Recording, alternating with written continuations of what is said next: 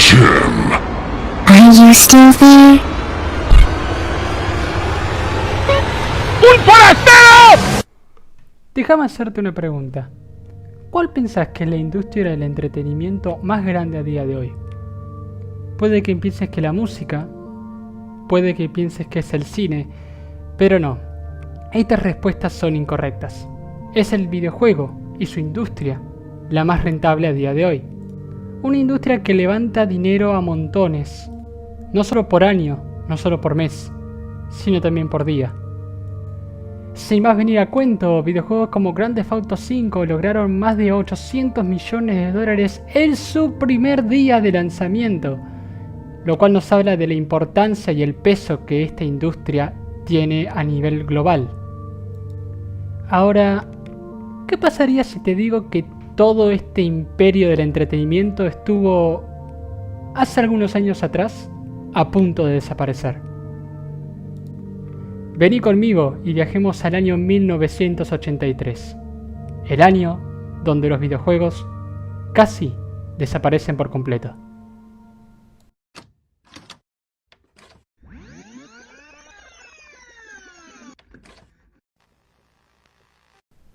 Estamos en los primeros años de la década de los 80, una época donde empezarían a aparecer los primeros teléfonos públicos estando en las paredes. Thriller de Michael Jackson se convertiría en el disco más vendido de la historia. Nuestro país saldría de la guerra de Malvinas con el Reino Unido. Y donde locales como los videoclubes estaban en su completo auge. Por aquel entonces no existían CDs para jugar videojuegos, mucho menos las descargas virtuales. Sino que uno tenía que soplar esos cartuchos de plástico para hacer que funcionasen una vez se insertasen dentro de las consolas. ¿Qué? ¿Que querías informarte sobre un videojuego sobre la industria? Bueno, tocaba pasar por caja, ya que tenías que comprar las revistas por suscripción que venían. Te recuerdo que el internet no existía. Dios te guarde si necesitabas un tutorial de cómo pasarte un nivel de algún juego. Estamos en los primeros años de la década de los 80. Una época donde empezarían a aparecer los primeros teléfonos públicos estando en las paredes. Thriller de Michael Jackson se convertiría en el disco más vendido de la historia. Nuestro país saldría de la guerra de Malvinas con el Reino Unido. Y donde locales como los videoclubes estaban en su completo auge. Por aquel entonces no existían CDs para jugar videojuegos, mucho menos las descargas virtuales. Sino que uno tenía que soplar esos cartuchos de plástico para hacer que funcionasen una vez se insertasen dentro de las consolas. ¿Qué? ¿Que querías informarte sobre un videojuego sobre la industria? Bueno, tocaba pasar por caja, ya que tenías que comprar las revistas por suscripción que venían. Te recuerdo que el internet no existía. Dios te guarde si necesitabas un tutorial de cómo pasarte un nivel de algún juego. Estamos en los primeros años de la década de los 80. Una época donde empezarían a aparecer los primeros teléfonos públicos estando en las paredes. Thriller de Michael Jackson se convertiría en el disco más vendido de la historia. Nuestro país saldría de la guerra de Malvinas con el Reino Unido. Y donde locales como los videoclubes estaban en su completo auge. Por aquel entonces no existían CDs para jugar videojuegos, mucho menos las descargas virtuales. Sino que uno tenía que soplar esos cartuchos de plástico para hacer que funcionasen una vez se insertasen dentro de las consolas. ¿Qué? ¿Que querías informarte sobre un videojuego sobre la industria?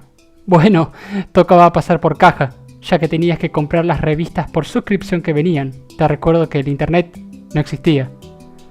Dios te guarde si necesitabas un tutorial de cómo pasarte un nivel de algún juego. Dentro de todo este contexto que hoy nos parece tan lejano, habría una empresa la cual sería la reina entre todas las demás. Su nombre es Atari. Y puede que el nombre de buenas a primeras no te suene. Pero estoy segurísimo de que si te menciono juegos como Pong, Space Invaders, Pac-Man o Pitfall, quizá ya se te esté armando una idea un poco más concreta en tu cabeza. Atari empezó a incursionar con sus propias máquinas arcade. Atari empezó a incursionar con sus primeras máquinas arcade o maquinitas para los amigos. pero no alcanzaría el estrellato si no una vez lanzaran su propia consola de sobremesa, considerada por todos la primer videoconsola, aunque este dato es errado, pero sin duda fue la que sentó las bases para que el resto pudiera correr. La famosa Atari 2600. Una consola revolucionaria la cual popularizaría el hecho de usar cartuchos intercambiables, los cuales contenían sus juegos en el interior, cosa que le permitió llevar a cabo un reinado de excelencia dentro de la industria. Y fue así por mucho tiempo, pero las cosas no tardarían en cambiar. Atari empezó a incursionar con sus primeras máquinas arcade o maquinitas para los amigos, pero no alcanzaría el estrellato si no una vez lanzaran su propia consola de sobremesa, considerada por todos la primer videoconsola, aunque este dato es errado, pero sin duda fue la que sentó las bases para que el resto pudiera correr. La famosa Atari 2600. Una consola revolucionaria la cual popularizaría el hecho de usar cartuchos intercambiables, los cuales contenían sus juegos en el interior, cosa que le permitió llevar a cabo un reinado de excelencia dentro de la industria. Y fue así por mucho tiempo, pero las cosas no tardarían en cambiar. Bien les dije que Atari era por aquel entonces la empresa líder de ese momento, pero no era la única que estaba en el mercado. Había un montón de empresas tanto grandes como desarrolladores independientes que querían un pedazo de la torta, pudiendo encontrar cosas como 7 consolas distintas para solamente jugar Pong en tu casa. Recordemos que Pong, por aquel entonces, el juego de las paletitas, era solamente un videojuego que se jugaba en los arcades, otra vez maquinitas. Y en adición a eso tenías otras consolas como la Intellivision o la ColecoVision, que eran los competidores de Atari.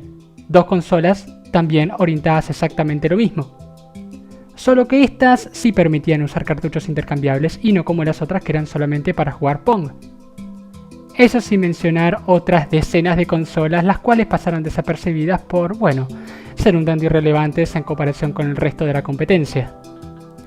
Ahora, imagínate ser un padre en los 80 que tiene un hijo el cual quiere una consola de videojuegos. Hoy día lo tendrías fácil. Tendrías que decidir entre la Nintendo Switch, una PlayStation 5, una Xbox o en su defecto una PC. Pero imagínate estar en un contexto donde tenés que decidir comprar una consola de entre 20 y sin ningún tipo de internet, o siquiera una información muy rentable de respecto al tema de videojuegos, porque era una industria a la cual no se le daba tanta importancia como hoy en día. Sep, acabaste de escuchar la primera causa por la cual los videojuegos empezarían a tambalear: una confusión total por parte del cliente. En un contexto con poca comunicación, poca información y mucha, pero mucha saturación de consolas. Ahora bien, durante todo este tiempo estuve hablando solamente de consolas de videojuegos y, indiferentemente si seas entendido o entendida en el tema, sabrías que los juegos no se limitan solamente a las consolas, sino que también están disponibles en PC. ¿Cómo era entonces ese mambo por aquel entonces? ¿Cómo era entonces ese mambo por aquellos días? Bueno, si bien no había internet tal como lo conocemos hoy en día, sí es cierto que empezarían a aparecer las primeras computadoras de escritorio medianamente potentes para la época, entre las cuales se destacaba una, la Commodore 64, o Commodore 64, para decirlo en un acento más gringo. IBM calls this a personal computer and says a person can afford it, yet it's over $1,500. Apple says computing is a revolution that can't be missed, but at $1,530 you could miss it. Atari says computers are now within reach. Well, the Commodore 64 has more built-in memory than the others, and it's under $600. So, while everyone else talks about the revolution that's coming, you can experience the revolution that's here.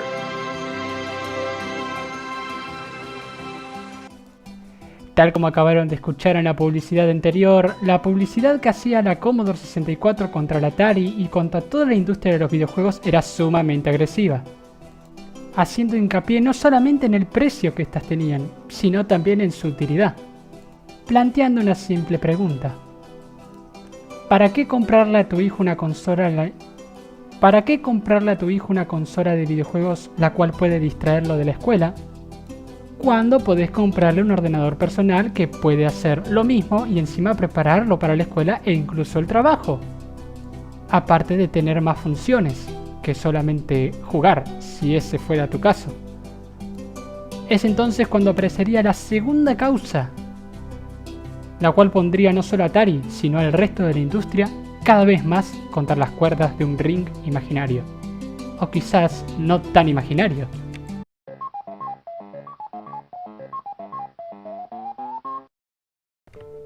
¡Ay, el mítico Pac-Man! Probablemente cuando uno piensa en la palabra videojuegos, el Pac-Man es de los primeros ejemplos que se les aparece en la cabeza. Y no es para menos, fue un clásico de los arcades en su día, e incluso lo sigue siendo a día de hoy. La pequeña desventaja es que por aquel entonces, si querías jugar Pac-Man, tenías que presentarte a algún salón recreativo, comprar tus fichitas plateadas, esperar tras la larga fila de adolescentes ochentosos que estaban ahí, y esperar para poner tu fichita e intentar tener un turno, ya que era un videojuego exclusivo de las máquinas arcade. Entonces, ¿qué mejor idea que llevar ese concepto tan popular y poder jugarlo desde el sillón de cuero de tu casa? Eso mismo pensó Atari, y fue por eso que llevó a cabo el desarrollo de dicho juego para sus consolas de sobremesa, la Atari 2600. Pero muchas veces dicen que la avaricia rompe el saco, y esto fue exactamente lo que pasó con Pac-Man y Atari, dándoles a los desarrolladores un periodo de 5 meses solamente para poder crear el juego y lanzarlo, en un sistema mucho más limitado que una máquina arcade, que tenía una tecnología gráfica y potencia superiores. A causa de esto, el juego era mucho más simplificado, con unos gráficos que se glitcheaban cada 2×3, laberintos sumamente simplistas, colores aburridos y enemigos que traspasaban las paredes. En el juego original es solamente un fantasma, pero acá lo hacían todos. Tal fue el desastre que ni siquiera el CEO de Atari de aquel entonces se dignaba a probar el juego. Incluso uno de los ex desarrolladores dijo que el juego era pésimo y que no debía de ser lanzado, pero a Atari le interesaba más el dinero que otra cosa y no se importaba por la calidad de sus títulos.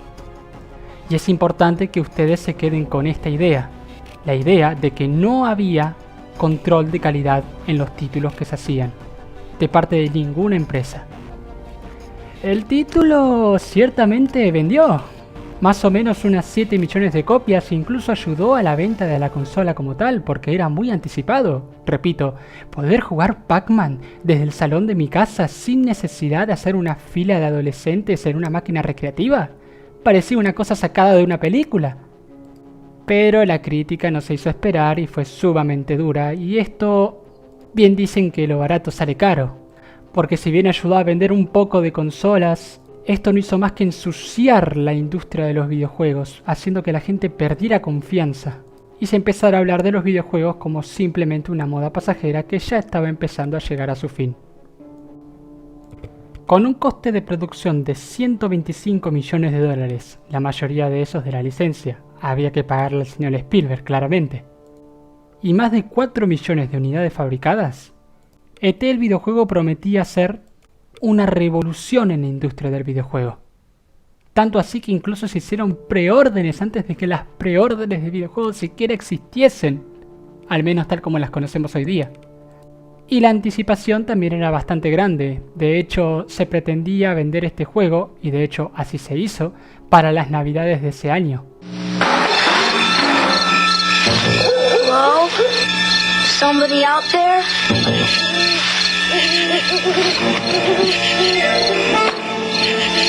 E.T. Video game? It's the video game that lets you pretend you're E.T., running away from secret agents, falling into danger, finding a phone to call home, and discovering the best thing on earth, a friend. E.T., only from Atari. Nuevamente, la posibilidad de tener unas ventas astronómicas cegó a los ejecutivos de Atari, teniendo el videojuego un desarrollo de poco más de 4 meses. Estaban apresurados por las navidades, vuelvo y repito. Incluso durante el desarrollo contactaron a Spielberg, el cual no se mostró del todo emocionado por el proyecto y cómo venía encaminado. Ya que el propio director de la película en la cual estás basando tu videojuego te diga eso, debería ser una red flag, pero lejos de ello, los ejecutivos de Atari continuaron con el desarrollo. Y así llegaron las navidades de 1982. El videojuego, sumamente apresurado, fue lanzado, etiquetado y puesto en todas las estanterías de los negocios cercanos. Y no tan cercanos también. Ya habían puesto toda la carne arriba de la parrilla, por así decirlo. Incluso se rumoreaba que Atari había producido más cartuchos de T que consolas 2600. Las navidades llegaron y los comerciales ya habían sido sumamente distribuidos. Ahora, solo tocaba esperar. Las críticas fueron aplastantes. De las más de 4 millones de copias que se produjeron, solamente se pudieron vender 1 millón.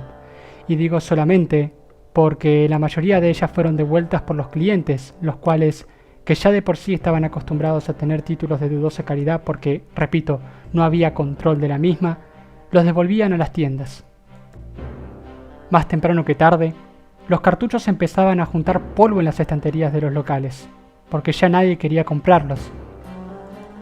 Varias revistas locales empezaron a catalogar el videojuego como uno de los peores jamás creados en toda la historia. Título con el cual se conoce a ET hoy, si lo buscas por Google. Lo cual también resultó en quejas por parte de los comercios minoristas, quienes les exigían a Atari que tenían sobrestock y que no podían hacer nada con ello, más que un pisapapeles muy costoso. Esto sin mencionar el gran desembolso que Atari tuvo que hacer, no solamente... Esto sin mencionar el gran desembolso que Atari tuvo que hacer, no solamente para estos clientes enfurecidos que no daban abasto pidiendo su reembolso, sino también a la propia licencia, la cual estaba exigiendo más números de los que Atari tenía en aquel entonces. Todo por culpa de un falso sentimiento de seguridad, lo cual nos enseña que, por más potencial que algo pueda tener, o mejor dicho, una idea pueda tener, si no se ejecuta de manera sencilla, o mejor dicho, eficaz, no sirve de absolutamente nada. Pero los problemas tampoco terminaban ahí, ya que los propios empleados de Atari también mostraron descontento. Varios desarrolladores dijeron que el tiempo de desarrollo y el ambiente laboral fue un auténtico infierno sobre la tierra, teniendo que trabajar hasta 12 horas diarias por un salario el cual jamás llegó. Así durante los 4 y más meses que duró el corto desarrollo del videojuego. Un tiempo corto para desarrollar un videojuego, sí, pero un infierno sobre la tierra para aquellos que lo trabajaban. Bien dicen que el tiempo es relativo, porque para desarrollar un videojuego, 4 y pico de meses es algo sumamente corto. Pero para los empleados que vivieron esa experiencia, fue el equivalente a desarrollar un título AAA de los de hoy en día. Poco más de un año después, en 1983, se declararía en bancarrota, y la leyenda urbana cuenta que, tras tomar varios camiones de cargamento, metieron varios cartuchos de Atari.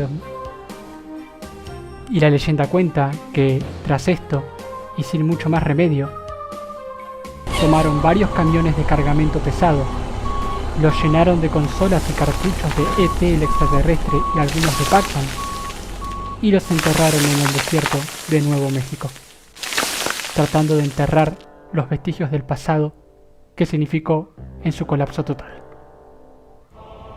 Sin embargo, Atari tuvo una revelación, una profecía, una visión de futuro, algo que aseguraban ellos iban a sacarlos de ese entierro, pero no solamente a ellos como empresa, sino al resto de la industria.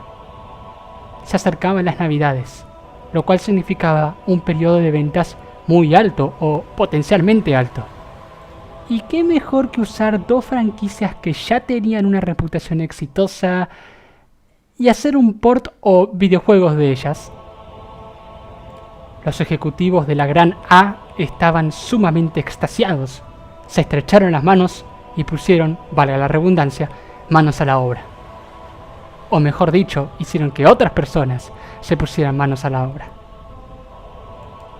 ¿Cuál era el as bajo la manga que tenía Atari? Sencillo. O quizás no tanto. Ciertamente todo parecía perdido. Atari, la jefa en lo que es industria de videojuegos de aquel entonces, se encontraba en números rojos para nunca más volver a aparecer. Entonces, una pregunta resonaba en la cabeza de aquellas personas que sí eran entendidas de este tema. ¿Qué pasaría con la industria de aquí a más? ¿Realmente es solamente una moda pasajera que nunca más va a volver? Estas preguntas tendrían su eventual respuesta tan solo unos años después, gracias a dos factores. Dos factores los cuales resultarían ser un último rayo de esperanza, una última oportunidad para que los videojuegos pudieran ver nuevamente la luz del día.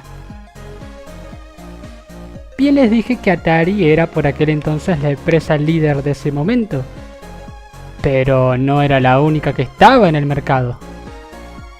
Había un montón de empresas tanto grandes como desarrolladores independientes que querían un pedazo de la torta, pudiendo encontrar cosas como 7 consolas distintas para solamente jugar Pong en tu casa. Recordemos que Pong, por aquel entonces, el juego de las paletitas, era solamente un videojuego que se jugaba en los arcades, otra vez maquinitas. Y en adición a eso tenías otras consolas como la Intellivision o la ColecoVision, que eran los competidores de Atari. Dos consolas también orientadas exactamente lo mismo. Solo que estas sí permitían usar cartuchos intercambiables y no como las otras que eran solamente para jugar Pong. Eso sin mencionar otras decenas de consolas las cuales pasaron desapercibidas por, bueno, ser un tanto irrelevantes en comparación con el resto de la competencia. Ahora, imagínate ser un padre en los 80 que tiene un hijo el cual quiere una consola de videojuegos. Hoy día lo tendrías fácil. Tendrías que decidir entre la Nintendo Switch, una PlayStation 5, una Xbox o en su defecto una PC. Irónicamente, una de las causas de que el videojuego casi desaparezca terminó resultando en su salvación. Así como un ave fénix, los videojuegos usaron sus propias cenizas para volver a nacer, al menos en parte. Y todo gracias a las computadoras de sobremesa que tanto querían enterrar a esta industria. Sí, sin duda, las computadoras tendrían una potencia mayor que las consolas. Potencias para el trabajo, para la escuela y para desarrollar videojuegos también. Es por esto que empezaron a aparecer los primeros desarrolladores independientes que producían títulos por su propia cuenta, tal como el nombre lo indica, para computadoras de la época como la Commodore 64 o Commodore 64. Personas las cuales distribuían sus juegos vía shareware, o como se dice, software compartido. Esto se hacía mediante discos o también floppy disks, los cuales se distribuían por correo y algunos también por correo electrónico, lo cual sirvió para darle un soplo de aire fresco a toda la industria y usar esas herramientas que en su día fueron una amenaza para la industria para su favor. A su favor. Aunque tampoco era muy extraño de ver fanáticos del videojuego reunidos en plazas, convenciones o mismo dentro de las recreativas, intercambiando sus juegos de mano en mano. Estos videojuegos, creados por fans del videojuego, sirvieron para darle un soplo de aire frío a la industria, usando esas herramientas que una vez resultaron ser una amenaza a su favor. Sí, estoy seguro de que muchos de ustedes pueden reconocer ese sonido. Ya hasta incluso se estaba haciendo un poco extraño, ¿no? Hablar de la historia de los videojuegos sin mencionar a Super Mario, o peor aún, a Nintendo. Pero sí, la gran N no se hizo presente sino hasta el año 1985, cosechando un éxito masivo en Japón gracias a su consola Super Famicom, cosechando un éxito masivo en Japón gracias a su consola Family Game, decidieron apostar por el mercado estadounidense, el cual, como ya les venía diciendo, se encontraba en las últimas. Fue así como en el año 85, y tras varias negociaciones con los presidentes ejecutivos de cada parte del mundo, decidieron lanzar la Famicom, pero adaptada para el continente, la llamada Nintendo Entertainment System, o conocida coloquialmente como la NES. Junto con ella vendría un repertorio de títulos muy popular, como por ejemplo Excite Bike, Duck Hunt y el más conocido de todos, Super Mario Bros. La campaña publicitaria fue enorme, todo bajo el lema de Now you are playing with power. Ahora estás jugando con poder, el verdadero poder. Ahora estás jugando con poder, el verdadero poder. What's it like to play the Nintendo Entertainment System? It's like being on the ultimate power trip. You're playing exciting arcade hits like Super Mario Bros., Kung Fu, Hogan's Alley, Karnov, and other games like Breakthrough and Excite Bike. Deluxe set comes as shown with 2 game packs, other games sold separately. Nintendo, now you're playing with power. Y no es para menos, ya que Nintendo ofrecía algo que por aquel entonces no existía en ningún tipo de desarrollador o empresa. Todos los videojuegos de Nintendo tenían un sello garantizado de calidad, el cual garantizaba que el título estaba listo para su venta y distribución, sin errores de desarrollo de ningún tipo. Super Mario Bros. Se convirtió en un santo grial para los videojuegos en aquel entonces, marcando un antes y un después, y sobre todo ayudando a limpiar la fea imagen que los videojuegos tenían, los cuales, por aquel entonces, si le preguntabas a cualquier persona en la calle, te responderían que era una industria que ya estaba muerta, debido a que relacionaban la palabra videojuego con los videojuegos de E.T. y Pac-Man, de Atari. Pero ahora, gracias al pequeño fontanero italiano, ese prejuicio se fue quedando atrás, ya que Nintendo pudo demostrar algo a todo el mundo, que los videojuegos son mucho más de lo que parecen y que no son sinónimo de baja calidad. A no ser que estemos hablando, claro, de unas industrias actuales. Sí, Ubisoft, sí, EA. Les estoy hablando a ustedes dos. Pero bueno, ese es otro tema para desarrollar más adelante. Los desarrolladores independientes continuaron con sus títulos. Nintendo, por su lado, ayudó a limpiar la mala reputación que los videojuegos tenían. La industria, poco a poco, volvería a estar sobre sus 2 pies, otra vez. Y esto fue el inicio de un montón de acontecimientos que marcaron el día y la noche para el mundo del entretenimiento. Ahora bien, todo esto que ya dije es historia ya dicha, ya contada, documentada, inmortalizada. Bueno, creo que ya entienden el punto. Pero, ¿realmente son tan malos estos juegos? ¿Realmente merecían fracasar estrepitosamente? Es decir, que tan solo 2 videojuegos, concretamente uno, haya sido el responsable de no solamente el cierre de toda una empresa que era líder, sino también casi la desaparición de toda una industria y rama del entretenimiento. Eso es porque es mucho, ¿no les parece? Es por eso que decidí investigar por mi cuenta. Pero primero quería familiarizarme un poco con la situación.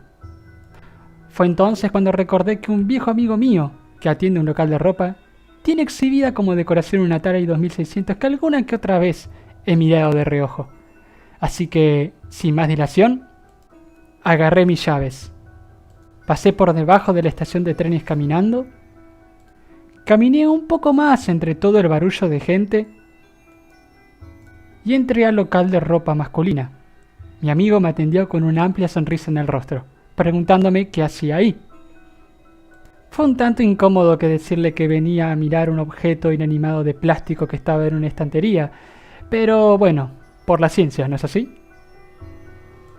En efecto, la consola estaba ahí, inmóvil, tal cual como yo la recordaba. ¿Sabían que por aquel entonces la madera era una herramienta muy común a la hora de fabricar consolas? ¿Sabían que por aquel entonces la madera era un material muy recurrente al momento de fabricar estas consolas? La Atari 2600 no es el mejor ejemplo de ello, porque hay peores, pero la tiene.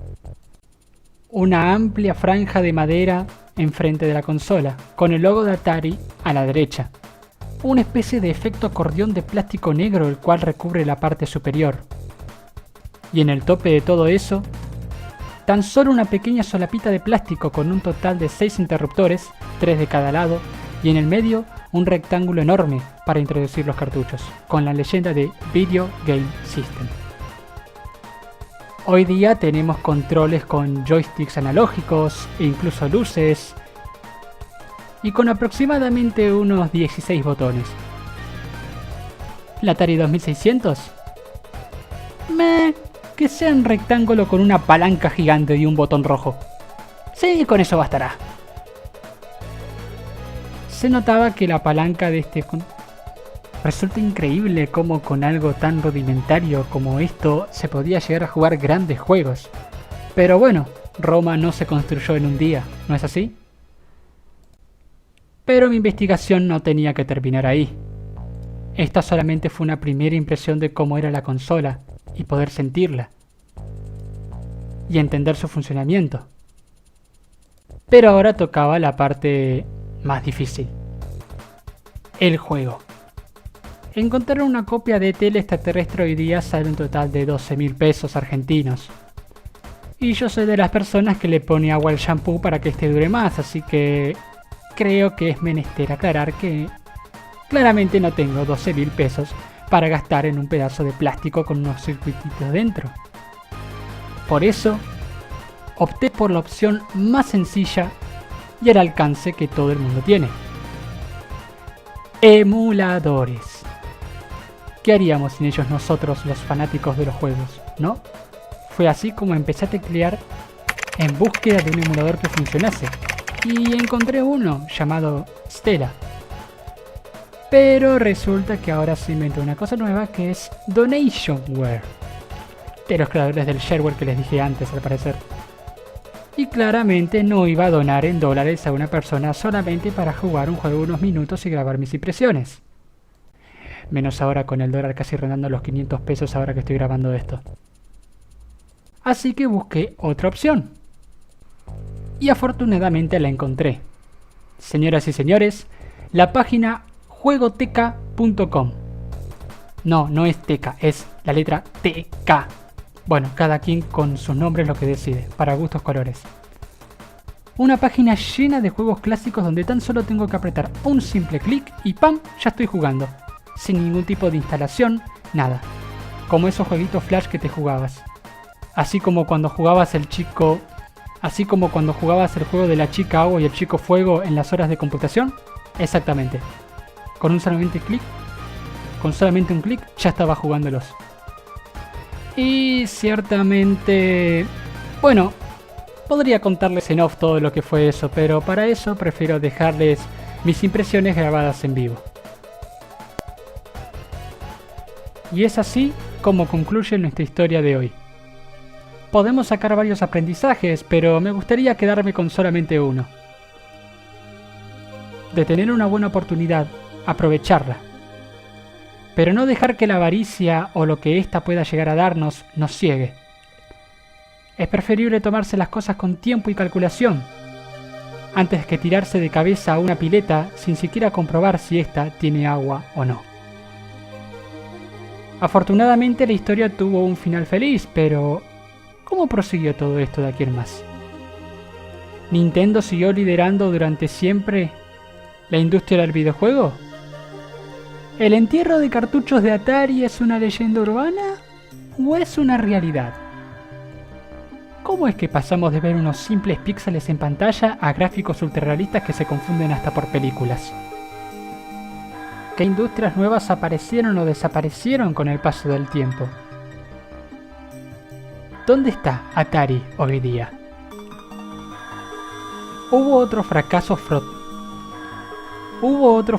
rotundos que llevaron los videojuegos contra las cuerdas otra vez?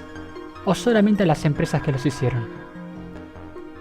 Alerta de spoiler, sí, los hubo. ¿Guerra de consolas dentro de los videojuegos? ¿Bits? ¿Qué es todo eso? Todas estas incógnitas y sus resoluciones van a tener su respuesta. Pero hasta entonces toca esperar un poco. Así que, en el mientras tanto, sentate frente a la plataforma que prefieras, jugá un juego de tu excelencia y aquí nos encontraremos otra vez para seguir hablando del videojuego, la historia del videojuego. Nos vemos la próxima semana. Y es así como concluye nuestra historia de hoy. Podemos sacar varios aprendizajes, pero me gustaría quedarme con solamente uno.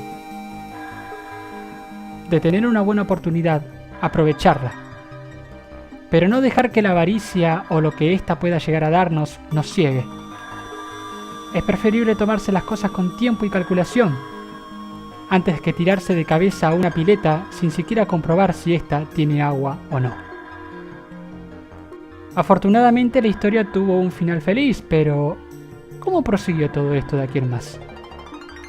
¿Nintendo siguió liderando durante siempre la industria del videojuego? ¿El entierro de cartuchos de Atari es una leyenda urbana o es una realidad? ¿Cómo es que pasamos de ver unos simples píxeles en pantalla a gráficos ultrarrealistas que se confunden hasta por películas? ¿Qué industrias nuevas aparecieron o desaparecieron con el paso del tiempo? ¿Dónde está Atari hoy día? ¿Hubo otros fracasos rotundos que llevaron los videojuegos contra las cuerdas otra vez? ¿O solamente las empresas que los hicieron? Alerta de spoiler, sí, los hubo. ¿Guerra de consolas dentro de los videojuegos? ¿Bits? ¿Qué es todo eso? Todas estas incógnitas y sus resoluciones van a tener su respuesta. Pero hasta entonces toca esperar un poco. Así que, en el mientras tanto, sentate frente a la plataforma que prefieras, jugá un juego de tu excelencia y aquí nos encontraremos otra vez para seguir hablando del videojuego, la historia del videojuego. Nos vemos la próxima semana.